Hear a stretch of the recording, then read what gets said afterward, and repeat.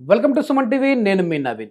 Vitamin B 12 ఇది చాలా మంది వింటూ ఉంటారు. సో ఈ నరాల బలహీనత ఉన్న వాళ్ళకి ఏదైనా ప్రాబ్లం ఉంది అంటే టెస్టులు చేసినప్పుడు విటమిన్ బి 12 డెఫిషియన్సీ వచ్చింది, లేదంటే విటమిన్ బికి సంబంధించిన డెఫిషియన్సీ వచ్చింది అని చెప్పేసి అంటుంటారు. అట్లాంటి వాళ్ళు ఏంటంటే 2 డేస్కి ఒకసారో లేదంటే 1 వీక్ ఒకసారో ఒక ఇంజెక్షన్ వేసుకుంటారు. ఏం వేసుకుంటా ఉన్నామమ్మా అంటే ఏదో సార్ ఎర్ర ఇంజెక్షన్ నరానికి వేసుకుంటున్నా అంటారు. సో అదే వచ్చేసి బి కాంప్లెక్స్కి సంబంధించి.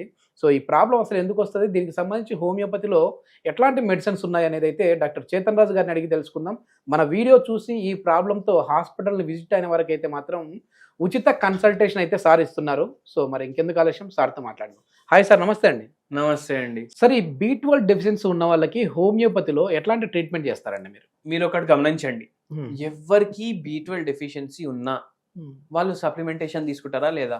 కొందరు టాబ్లెట్లు మింగుతారు, కొందరు గమ్మీలు మింగుతారు, కొందరు ఏమో షేకులు తీసుకొని తాగుతారు, కొందరు ఏం చేస్తారు డైరెక్ట్ అవి కూడా ఎక్కించుకుంటారు వాళ్ళు. వారానికి ఒకసారి అట్లా. అది తీసుకున్నాక నెక్స్ట్ డే బి 12 చెక్ చేస్తే 1000 కూడా ఉంటుంది, 2000 కూడా ఉంటుంది. మళ్ళీ తర్వాత చెక్ చేస్తే 100 కింద ఉంటే 100 కింద వచ్చేస్తుంది. ఇంకోటి చెప్పాలంటే ఈ బి 12 డెఫిషియన్సీ ఉండడం వల్ల ఒక పేషెంట్ మన దగ్గర వస్తే ఏం కంప్లైంట్ చేసిండ్రు తెలుసా మీకు? సార్ నాకు బి 12 డెఫిషియన్సీ ఉంది, నాకు ఈ మెడ నరాలు 4ంటికి పట్టేస్తున్నాయి, మార్నింగ్ ఈవినింగ్ ఓకే 4ంటికి పట్టేసి ఇది మొత్తం లాగుతుంది, దాంతో పాటు ఈ చేతుల్లో తిమ్మిర్లు అవుతున్నాయి నాకు. ఓకే ఇప్పుడు ఆయన ఇట్లా చేసి చూపించింది మనకు, మనం ఇట్లా చేసుకుంటున్నాం కదా, ఆయన చేస్తే ఓకే ఇట్లా మొత్తం బంద్ కూడా అవుతలేదు, ఇక్కడ తిరిగి అది ఇట్లనే వచ్చి ఆగిపోతుంది ఆయనకు. స్పర్శ ఉంటలేదు నాకు, స్పర్శ లేదు కానీ మండుతుంది. స్పర్శ లేకపోతే మండొద్దు కదా, అవును, అయినా మండుతుంది. అరికాలల్లో మంటలు, అరికాలల్లో తిమ్మిర్లు, మొత్తం లాగడం, నడుస్తుంటే చెప్పు వచ్చేస్తుంది బయటికి, నాకు అర్థమైతలేదు. వెనకాలు అరే అన్నా నీ చెప్పులు పోయింది అనేసి ఊడిపోయింది కూడా అర్థం అయితలేదు. ఓకే ఓకే బి 12 వచ్చేసి 100 కింద ఉండే. యాక్చువల్గా ఎంత ఉండాలి సార్ మామూలు? సార్ చూడండి సార్, కొందరికి వాడు లోవర్ రేంజ్ ఇస్తాడు, హయ్యర్ రేంజ్ ఇస్తాడు. మనం అట్లీస్ట్ మనకు 400-500 ఉండాలి. లోవర్ రేంజ్ దగ్గర ఉంది కానీ నార్మల్ రేంజ్ లోనే ఉంది కదా అని అనుకోకండి. హయ్యర్ రేంజ్ కన్నా ఎక్కువ అయితే కూడా పరేషానీ అవుతుంది. ఓకే మీరు అట్లీస్ట్ 300-400 మెయింటైన్ చేయండి మినిమం. 600-700 అయితే చాలా మంచిది, కానీ జనరల్లీ లోవర్ సైడ్ 200 పైన ఉంటే కూడా నార్మల్ అనేసి అనుకుంటారు చాలా మంది. 220 అట్లా ఉంటే కూడా ఏమవుతుంది, సిమ్టమ్లు వస్తాయి. అయితే ఈ పేషెంట్కి నరాల బలహీనత ఉంది. పేషెంట్కి ఎప్పుడు సప్లిమెంట్స్ తీసుకుంటే అప్పుడు జర మంచిగా అనిపిస్తుంది, 2-3 రోజులు మళ్ళీ పరేషానీ అవుతుంది.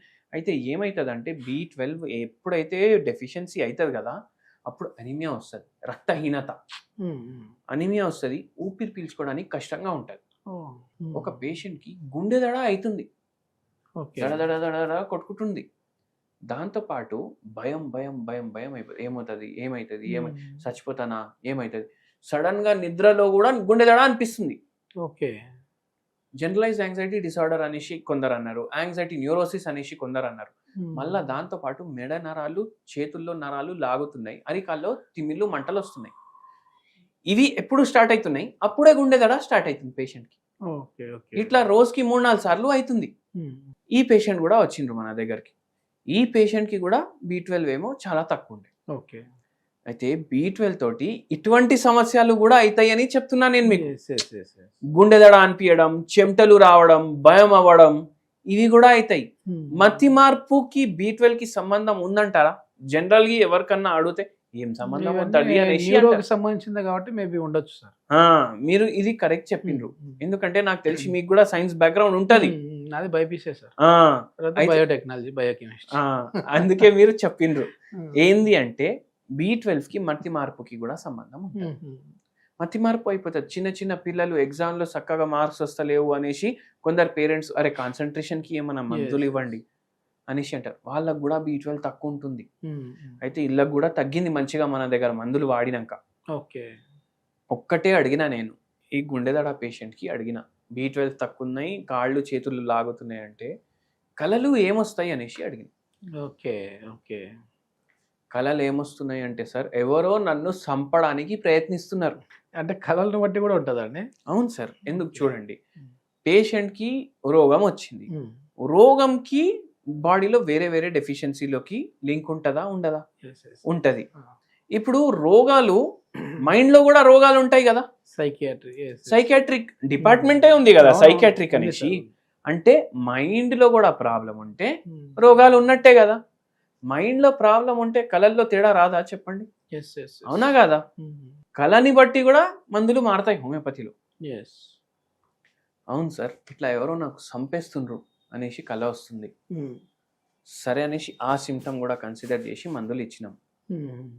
5 ఏళ్ల నుంచి సఫర్ అవుతుండే పేషెంట్, 3 నెలల్లో తగ్గింది పరేషాని. B12 కూడా మంచిగా అబ్జర్వ్ అవ్వడం స్టార్ట్ అయిపోయింది. ఆల్రెడీ పేషెంట్కి నిద్ర డిస్టర్బ్డ్ ఉంటుంది, నిద్ర పోతే కూడా ఇట్లాంటి కళలు వచ్చి నిద్ర వెళ్ళిపోతుంది. ఇప్పుడు నిద్ర కూడా మంచిగా పట్టడానికి కూడా ఉన్నాయండి మెడిసిన్స్? నిద్ర మంచిగా పట్టడానికి కూడా మెడిసిన్ ఉన్నాయి, B12 డెఫిషియన్సీ కూడా తగ్గడానికి మెడిసిన్స్ ఉన్నాయి. దీంతో పాటుగా చేతన్ రాజు గారు అంటే ఒక హోమ్ రెమెడీ చెప్తా ఉంటారు అన్ని వీడియోస్లో. సో ఈ వీడియోకి సంబంధించి ఏం చెప్తారండి? అంటే B12 కోసం ఏదైనా హోమ్ రెమెడీ? B12కి నరాల బలహీనత ఉండి ఇట్లా గుండెదడ రావడం, మళ్ళీ చేతులు లాగడం, కాళ్ళు లాగడం ఉండి వాళ్ళ కోసం ఒక మంచి హోమ్ రెమెడీ చెప్తాను. మీరు కూడా విని అసలు ఇది కూడా ఉంటుందా అనేసి ఆలోచిస్తాను మీరు. Okay okay. మా తెలుగు తల్లికి మల్లె పూల దండ అనేసి మనకు స్కూల్లో నేర్పించిండ్రు కదా పాట. అవును సార్. ఏంది అంటే ఆ మల్లె పువ్వులతోటి మనకు నరాల బలహీనతకి, విటమిన్ B12కి ఒక మంచి హోమ్ రెమెడీ చెప్తాను. ప్లీజ్. మీరు వాటర్ బాయిల్ చేసుకోవాలి, దాంట్లో కొన్ని మల్లెపూలు వేయాలి, ఓకే, దాంట్లో కొంచెం దాల్చిని చెక్క పౌడర్ 1 పించ్ వేసుకోండి. ఇది మీరు ఏం రెడీ చేసుకున్నారు తెలుసా మీకు? Jasmine tea.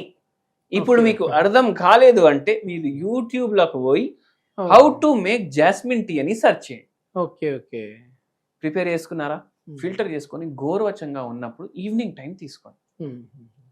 దీంట్లో యాంటీ ఆక్సిడెంట్లు ఉంటాయి, మనకు హెల్ప్ చేస్తుంది. ఇది తాగేసి మొత్తం తగ్గిపోవడం అట్లా చెప్పట్లేదు, హెల్ప్ అవుతుంది మీకు, హెల్త్ కి మంచిది. యాంటీ ఆక్సిడెంట్లు ఉంటారు, మళ్ళీ దాని తర్వాత జర యాంటీ ఇన్ఫ్లమేటరీ ప్రాపర్టీస్ కూడా ఉంటాయి, అండ్ మీకు రిలాక్సివ్ అది కూడా ఇస్తుంది. ఇది రిలాక్సేషన్ కూడా ఇస్తుంది.